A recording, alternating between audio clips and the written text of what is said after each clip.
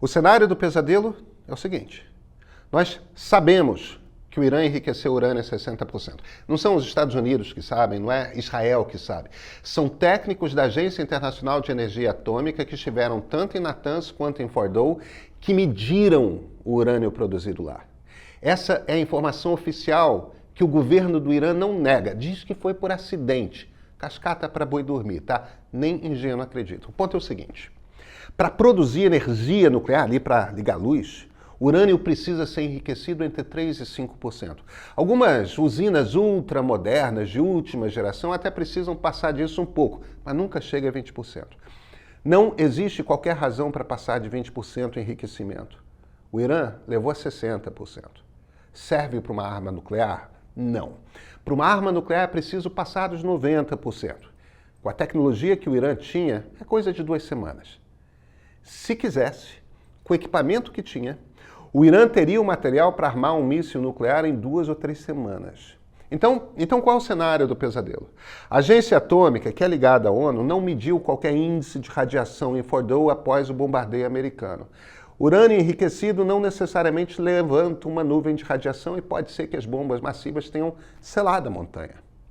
Mas é igualmente provável que, com tanta ameaça que aconteceu nas últimas semanas, o Irã tenha transferido ao menos parte do seu estoque de urânio enriquecido para outro local. O cenário do pesadelo: se os iranianos tiverem um outro laboratório subterrâneo, esse secreto, e se tiverem algum equipamento parecido com o que tinham pelas outras partes, pelos outros laboratórios, podem ter uma arma nuclear em menos de um mês, que pode ser lançada contra Israel ou que podem transportar dentro de um caminhão ou uma van. Vejam, os americanos fizeram, nesse fim de semana, seu ataque mais agressivo desde Hiroshima e Nagasaki em 1945. Foram 14 bombas, as mais potentes do arsenal mundial, excluindo armas nucleares. Bombas mais potentes na sua capacidade de destruição do que aquelas bombas atômicas dos anos 40. Não deixam, é claro, nuvem radioativa, mas a explosão em si é de maior impacto. A partir de uma ofensiva desse nível, o Irã já entende que os Estados Unidos entraram na guerra. Quem toma as decisões por lá? Um fanático religioso de 86 anos que não está nem aí para a sua vida ou dos iranianos. Se o ataque americano deixou urânio enriquecido e equipamento, e nós não temos como saber, se Ali Khamenei chegou à conclusão de que o regime dos ayatollahs está no limite de cair, a gente está num lugar muito, muito perigoso. E essa é a maior preocupação dos democratas, a oposição nos Estados Unidos. Deixa eu ser claro aqui. O cenário do pesadelo é o pior que há, mas é também o menos provável. A questão é a seguinte: George W. Bush, Barack Obama e Joe Biden, ao longo dos últimos 25 anos, tiveram essa decisão sobre a mesa. E todos, rigorosamente todos, acharam melhor não fazer esse ataque. Obama e Biden, assim como Trump do primeiro mandato, sabiam que o Irã estava próximo de ter ogivas nucleares. Uma das razões para não fazer o ataque era justamente porque, se dar errado, poderiam ter empurrado o Irã para dar o passo derradeiro. Então, como é que justamente quando um presidente americano é eleito, prometendo que não faria mais guerras, é agora que um ataque dessa dimensão acontece? Bem, tem um conflito ideológico sério no coração do governo Trump. Vamos entender? Eu sou Pedro Doria, editor do Meio. Sabe, a gente precisa conversar sobre que tipo de espaço existe para podermos falar abertamente sobre valores, sobre o que é sermos brasileiros todos. Não os vermelhos de um lado, os amarelos do outro, sobre quem somos em conjunto. A gente não está tendo essa conversa. Então esse é um ato de cidadania. Aqui no Meio, a gente defende a liberdade de ouvir 2, 3 lados, para então fundamentar a construção de um pensamento crítico e que seja seu de fato. Mas para isso, a gente sabe, é preciso construir repertório. E o Meio Premium é ideal para isso. Reportagens exclusivas, newsletters especiais aos sábados e às quartas, claro, além do streaming por apenas R$15 por mês. Tudo junto por R$15 por mês. Assina. Olha, eu garanto para você que vai fazer diferença nas suas conversas. E esse é o ponto de partida.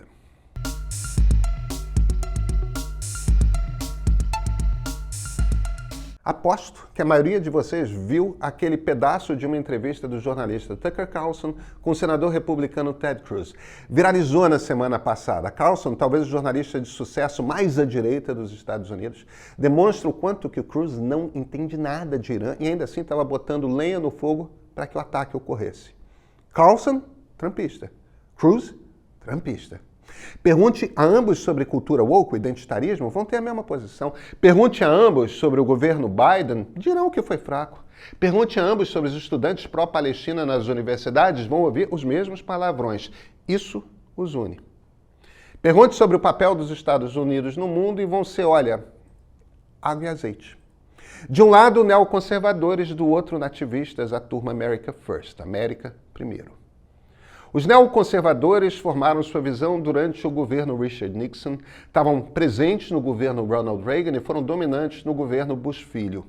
Ted Cruz e outro senador importante, o Lindsey Graham, neocons puros. Como também Marco Rubio, o atual secretário de Estado. Sua visão de país é que os Estados Unidos são um gigante benigno que tem a obrigação moral de garantir segurança ao mundo. Se isso inclui remover regimes hostis, é o trabalho. Tentaram isso no Iraque após o 11 de setembro. Eles sabem que o trabalho de transformar o Iraque numa democracia foi um fracasso. Sua tese é de que falhou porque não teve investimento e faltaram soldados. Era preciso mais força para construir as instituições do país e derrotar as guerrilhas. Tudo certo. Os nativistas são outro bicho. Consideram que os Estados Unidos são um país cujas elites querem simplesmente saquear as riquezas do exterior. Sim, essa é a visão da extrema-direita americana. Porque sua preocupação é essa de sugar o resto do mundo, as elites também negam recursos internos para a sociedade americana. Defendem que o governo deveria se fechar internamente, os outros países que se virem, cada um com seus problemas. Stephen Bannon, Tucker Carlson, o vice-presidente J.D. Vance, o filho mais velho de Trump, Don Jr. Esse é o pessoal America First.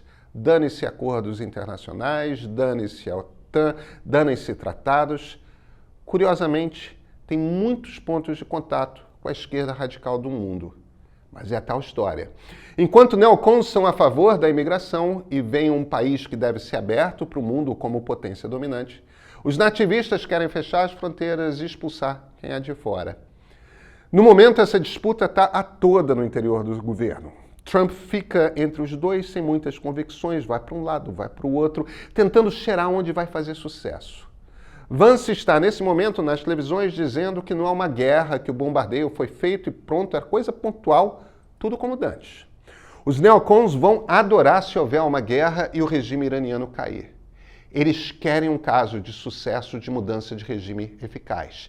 Querem provar que sua tese, jamais comprovada, está correta.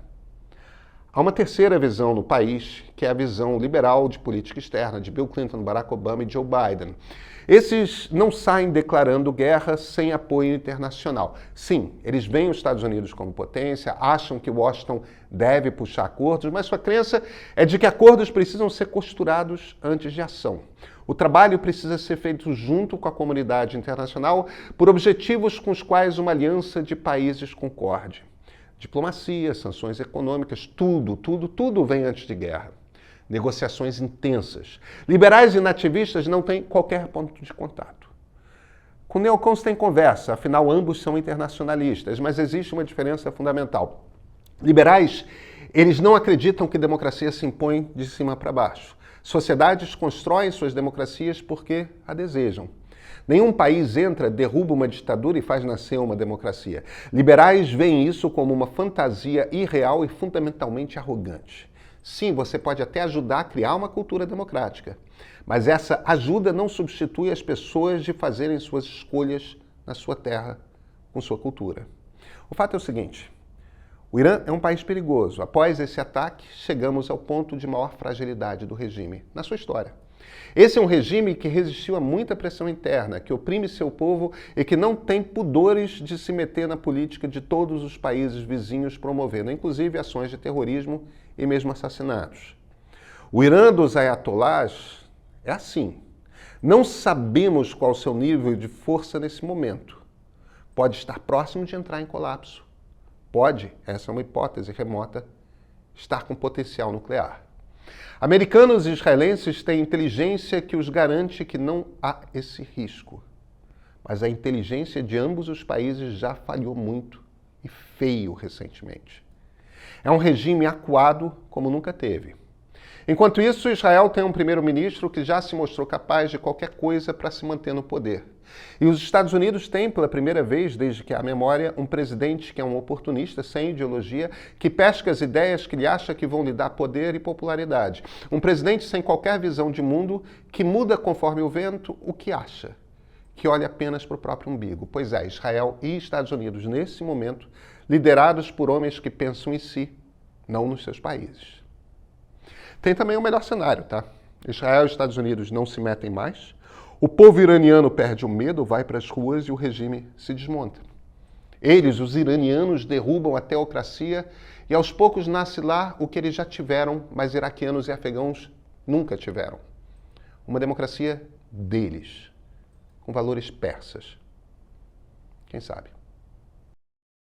O problema hoje não é falta de informação, é saber o que, no meio do excesso das redes, realmente importa. Curadoria confiável, contexto sólido, análise com distanciamento. Isso é cada vez mais raro. E é justamente a isso que o Meio Premium se propõe. É uma assinatura feita para quem influencia, para quem quer compreender o mundo e transformar sua visão com autonomia. Toda semana, nossos assinantes recebem reportagens e análises exclusivas que mergulham nos temas difíceis, mas olha, entregam com clareza. Na edição de sábado você encontra com profundidade o que faltou tempo de ler durante a semana. Política, cultura, comportamento, vida digital. Às quartas tem o Meio Político, em que especialistas analisam os tabuleiros do poder, as ideias em disputa e os diversos contextos políticos que atravessam a nossa sociedade. E temos também o streaming com séries e documentários selecionados seguindo o mesmo critério editorial: inteligência, atualidade e perspectiva. Tudo isso para que você pense melhor, decida melhor. Se é assim que você quer se informar, então olha, o Meio Premium é para você.